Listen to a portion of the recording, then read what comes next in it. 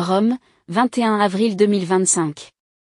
Alors que les cloches de la basilique Saint-Pierre retentissaient encore des célébrations pascales, une nouvelle profondément émouvante a bouleversé le monde catholique. Le pape François s'est éteint à l'âge de 88 ans.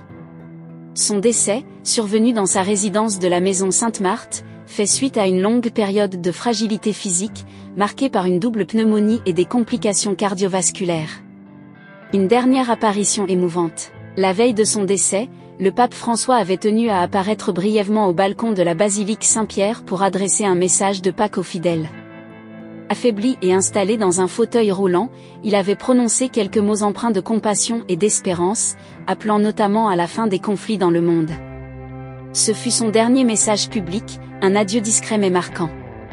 Une santé déclinante.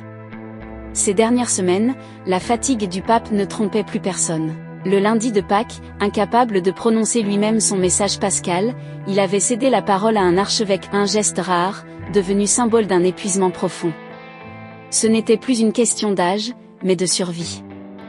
Le 21 avril 2025, à 7h35, le souverain pontife s'éteint dans sa résidence de Sainte-Marthe. Le professeur Andrea Arcangeli, à la tête de la direction de la santé du Vatican, l'affirme, AVC brutal, puis défaillance cardio-circulatoire irréversible. Le corps a lâché, net. Mais la chronologie de cette chute était déjà en marche. Dès février, une hospitalisation prolongée à l'hôpital Gemelli révélait une pneumonie bilatérale sévère, signe d'un organisme usé, vulnérable. Malgré un léger répit, la mécanique corporelle restait fragile et instable. Le constat de décès dévoilé par le Saint-Siège est glaçant de précision: pneumonie polymicrobienne, insuffisance respiratoire aiguë, bronchectasie, hypertension, diabète de type 2. Un cocktail mortel qui affaiblit les défenses et pave la voie aux pires complications, AVC en tête. Rétrospectivement, tout y était, la lenteur des gestes, le souffle court, la voix absente. Le Vatican l'avait vu venir. Le monde aussi, sans vraiment vouloir y croire. Un pontificat marqué par l'humilité et la réforme. Élu en 2013, Jorge Mario Bergoglio, premier pape jésuite et premier pontife originaire des Amériques, a insufflé un vent de renouveau sur l'Église catholique. Connu pour sa simplicité de vie, il avait choisi de résider à la maison Sainte-Marthe plutôt qu'au palais apostolique. Son pontificat a été marqué par des prises de position courageuses sur des sujets tels que la protection de l'environnement, la justice sociale et l'ouverture envers les personnes marginalisées. Des funérailles empreintes de sobriété.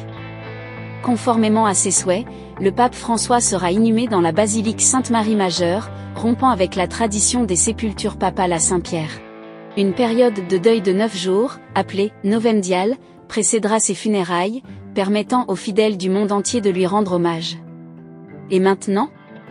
Avec le décès du pape François, le siège apostolique est désormais vacant. Le cardinal Kevin Farrell, en tant que camerlingue, assure l'intérim en attendant la convocation du conclave qui élira le prochain pape. Parmi les successeurs potentiels, le nom d'un cardinal français est évoqué, suscitant l'attention des fidèles en France. Aimez et partagez cette vidéo pour souhaiter un au revoir au pape François. N'hésitez pas de vous abonner et activer la cloche de notification pour continuer à être informé de nos publications.